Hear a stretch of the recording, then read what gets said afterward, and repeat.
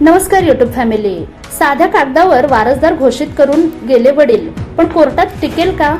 एक चूक करू शकते कंगाल. चला तर कोणती चूक ही आपल्याला कंगाल करू शकते ते आजच्या व्हिडिओद्वारे आपण जाणून घेणार आहोत.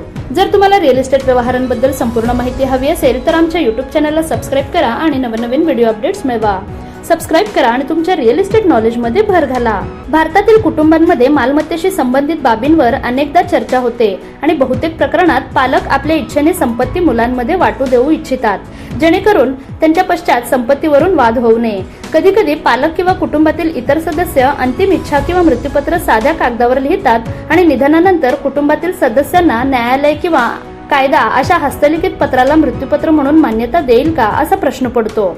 मालमत्तेच्या बाबतीत सामान्य धारणा अशी असते की मृत्यूपत्रासाठी स्टॅम्प पेपर आणि न्यायालयाचे चक्कर मारावे लागतात, पण भारतीय उत्तराधिकार कायद्यात या बाबतीत काही नियम केले आहेत जे प्रत्येक नागरिकाला माहीत असले पाहिजे.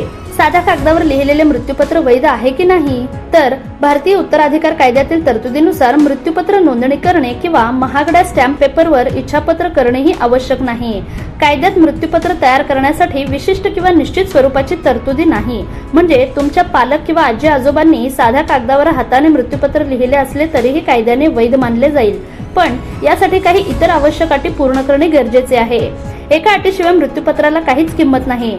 मृत्यूपत्र साध्या कागदावरही असले तरीही तो कागदही वैध मानला जाईल. भारतीय उत्तराधिकार कायदा 1925 च्या कलम 63 मध्ये याबाबत एक नियम आहे, ज्यानुसार मृत्यूपत्र कायदेशीररित्या वैध होण्यासाठी मृत्यूपत्र करणाऱ्याची म्हणजे मृत्यूपत्र देणारी व्यक्ती स्वाक्षरी ही पहिली आवश्यकता असून किमान 2 साक्षीदारांची उपस्थिती आणि स्वाक्षरी आणखी एक सर्वात महत्वाची अट आहे.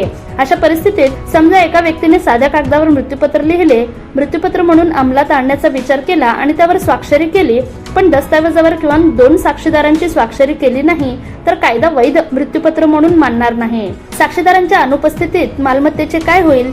तर भारतीय वारसा कायदा साक्षीदारांच्या उपस्थिती महत्वाची आहे. मृत्यूपत्र करणाऱ्याने इच्छा एका कच्च्या प्रतीवर लिहून 2 साक्षीदारांच्या स्वाक्षऱ्यांसह स्वाक्षरी केली तर दस्तऐवज कायदेशीररित्या वैध मृत्यूपत्र बनतो. साक्षीदारांशिवाय असे मृत्यूपत्र वैध मानले जाऊ शकत नाही किंवा अंमलात आणले जाऊ शकत नाही. त्याचवेळी साक्षीदारांनी कोणत्या कारणास्तव कागदपत्रावर स्वाक्षऱ्या केल्या नसतील तर परिस्थिती पूर्णपणे बदलते. अशा स्थितीत कायदा असे गृहीत धरतो की व्यक्ती मृत्यूपत्राशिवाय मृत्युमुखी पडली. मालमत्तेचे विभाजन मृत्यूपत्राच्या अटी आणि शर्तींवर आधारित नाही तर वारसा कायद्याच्या नियमानुसार केले जाईल. त्यामुळे सर्व कायदेशीर वारसांना वर्गानुसार मालमत्तेचे संबंधित हक्क मिळतील. वारंवार विचारले जाणारे प्रश्न काय असतील तर मी वकिलाशिवाय मृत्यूपत्र लिहू शकतो का? तर याचे उत्तर असेल की होय. आता वकिलाचा सल्ला घेतल्याशिवाय तुमचे मृत्यूपत्र बनवू शकता. तुम्ही भारतात वकिलाशिवाय कायदेशीररित्या वैध मृत्यूपत्र साध्या कागदावर लिहून मालमत्ता आणि लाभार्थींची स्पष्टपणे यादी करून त्यावर स्वाक्षरी करून आणि 2 गैरलाभार्थी साक्षीदारांनी ते प्रमाणित करून बनवू शकता. पण भविष्यातील वाद टाळण्यासाठी विशेषतः जटिल इस्टेटसह कायदेशीर पुनरावलोकनाची शिफारस केली जाते. नोंदणी पर्यायी आहे, पण यामुळे तुमच्या मृत्यूपत्राला प्रामाणिकपणा मिळतो आणि मुख्य म्हणजे मृत्यूपत्र करणारा सुदृढ मनाचा आणि जबरदस्तीपासून मुक्त असावा. मृत्यूपत्र नसल्यास मालमत्तेचा वारसा कोणाला मिळेल? तर पती पत्नी, मुले, पालक आणि भावंड सामान्यतः क्लास 1 लाभार्थी मानले जातात आणि त्यांचे शेअर्स लिंग, वैवाहिक स्थिती आणि इतर कायदेशीर वारसांच्या उपस्थितीसारख्या घटकांवर आधारित बदलू शकतात.